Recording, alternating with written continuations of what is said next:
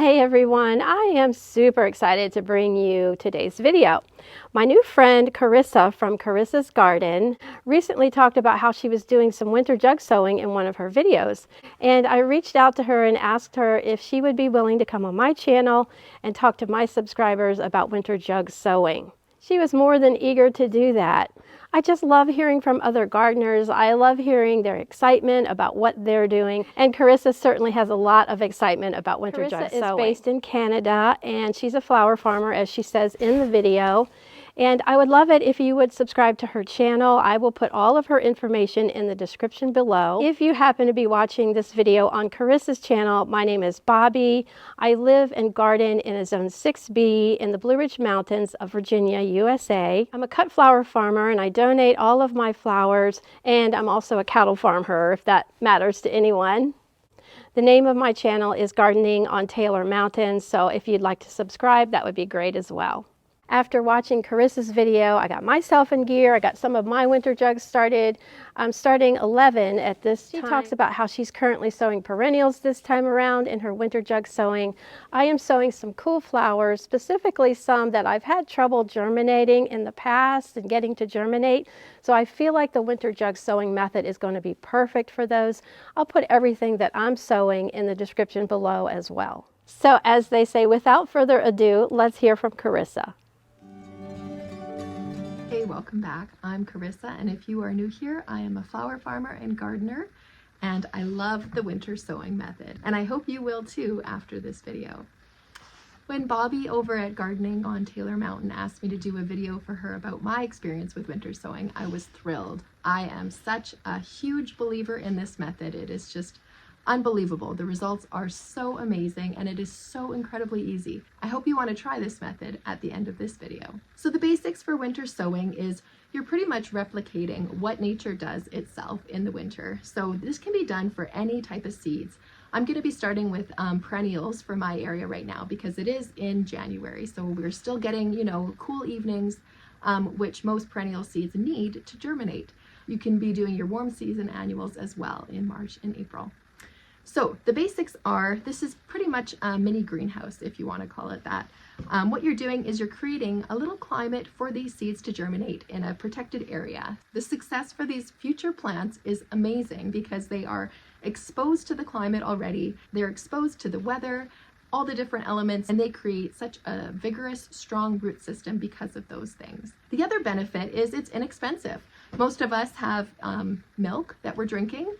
You can also get water containers, different containers like that. Milk jugs seem to be the best for me. I've used little Gatorade bottles, I've used produce containers, that type of thing. This seems to give me the best results.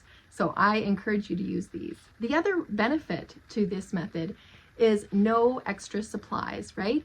A lot of us have to buy grow lights and shelves and trays and all these different things, and it takes up a lot of space in our houses and it costs a lot of money to have those dedicated areas. But this is no extra supplies needed, and that is just so amazing. Okay, so some of the things that I've learned from winter sowing in the last few years is, like I said, choose the right container. I used little Gatorade bottles the first year and it just did not work. It was just too small of an area. The plant did all right, but it just wasn't comparable to what I got out of these jugs.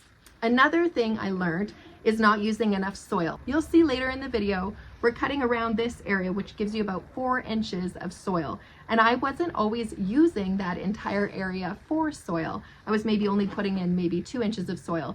And because, like I said, these plants grow so vigorous, their root systems are so healthy, they need all the soil they can get. So I would encourage you to use at least 4 inches of soil in the bottom of your milk jug. So those are my benefits. Those are my reasons why you should try it. And those are the things I've learned in the last few years. Now let's get into what I will be sowing for my first round. I've done quite a few in the last few years, sometimes up to 60 milk jugs, which makes me look a little bit crazy.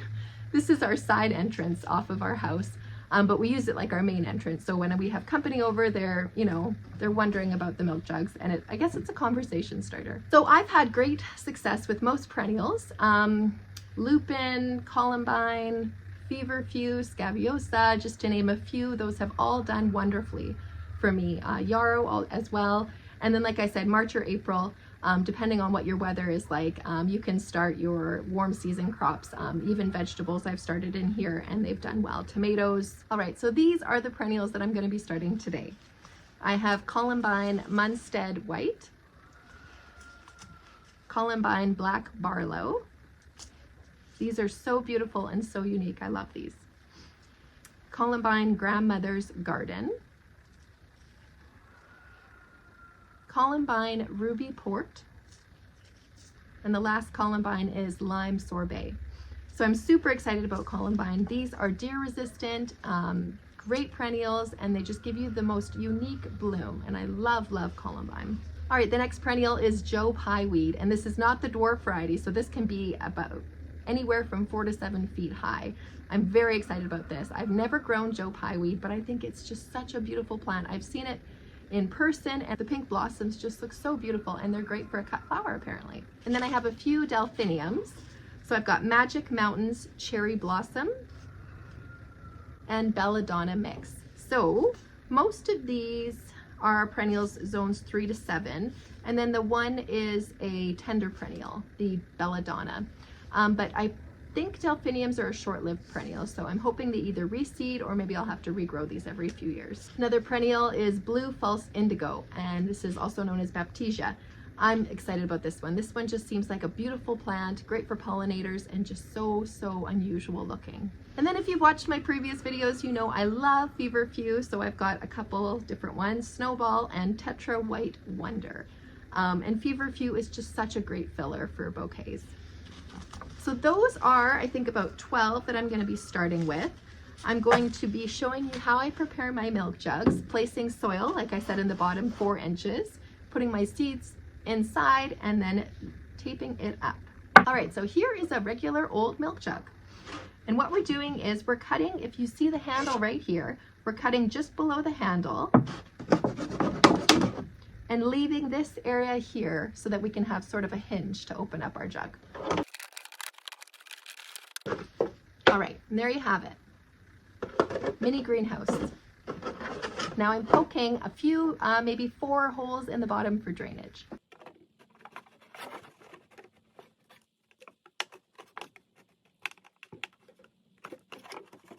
All right, there is 1 done, and now I've got 11 more to go.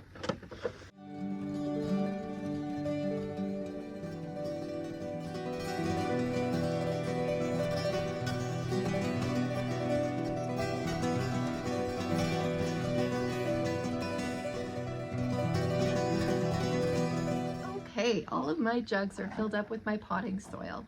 You can use any type of soil. I've had success with all types, but potting mix is just readily available, so I use that. So pre-moisten your soil, put it in, remember, like I said, 4 inches, and then you are ready to sow your seeds. So the first one I'm going to start with is Blue False Indigo, which is also known as Baptisia. And I'm going to be placing these just below the soil surface. I usually try and do anywhere from 6 to 8 seeds in here because, like I said, these do grow quite vigorously, and they will quite quickly use up all of your soil, and you want healthy plants, so you need to give them some space. All right, those are all popped in. I'm just burying them slightly below the soil surface.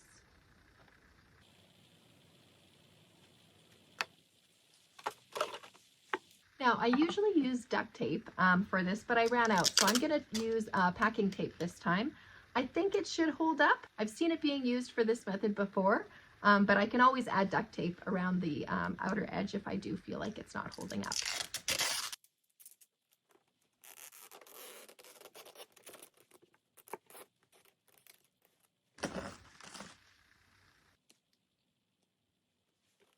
And then labeling my jug. And there you go. Little habitat for my Blue False Indigo. Next is Delphinium, the Magic Fountains Cherry Blossom. I can't wait for these blooms. They just look so, so beautiful. Just a very nice soft lilac color. So I'm just sprinkling, like I said, about 6 or 8 seeds in, and then burying them inside of my soil.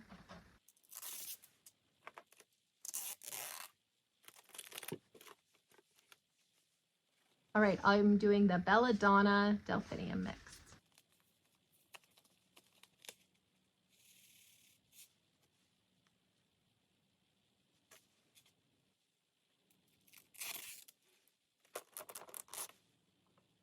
And Joe Pye weed.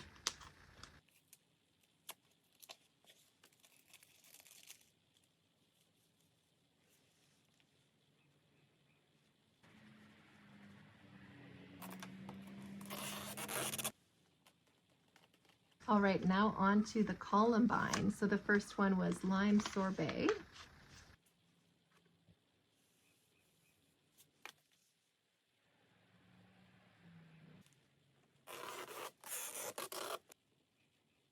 Columbine ruby port.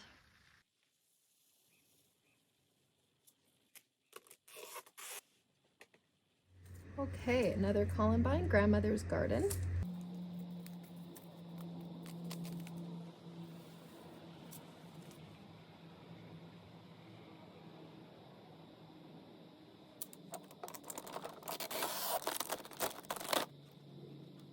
Columbine black barlow.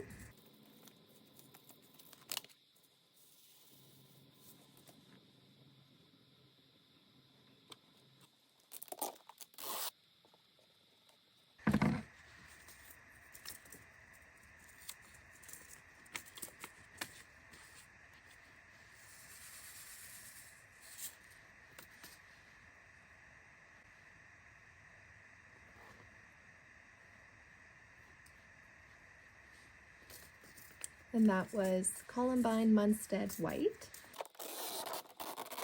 All right, and then the feverfew. So I've got Tetra White Wonder.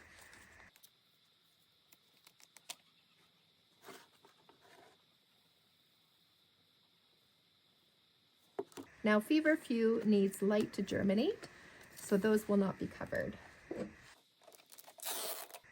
Last one is Snowball.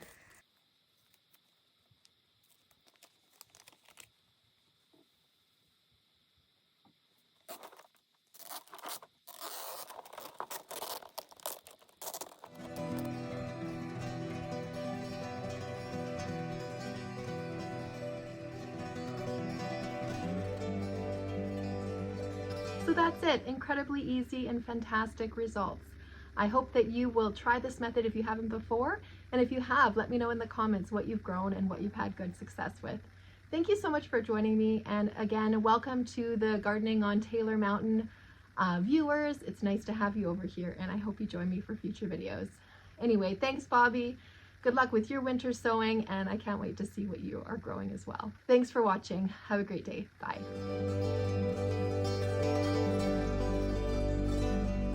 I love how Carissa brought out that you can winter jug sow just about anything, or you can jug sow just about anything. She talked about the warm season tender annuals, and I think a lot of times we forget about those, maybe with the winter jug sowing method or with the jug sowing method. She mentioned how come March or April, depending on, of course, the zone you're in, you could sow your tomatoes, your peppers, and things like that in the jug method and have great success with them. And as she said, very little cost, very little maintenance. You don't have to have the grow lights. You don't have to have a specific spot to grow in seed trays and everything like that. I really think the jug sowing resonates with a lot of us gardeners. Just one or two things I wanted to mention. When I do the winter jug sowing, I do put a plant tag on the inside that's marked with what I'm growing. I use a waterproof garden marker for marking the outside, but sometimes that can go away. So if that happens and you have a bunch of beautiful seedlings inside and your label has faded, then you have one on the inside to kind of assure what you've got going on. Another thing I like to use to make holes in the bottom is my hot glue gun.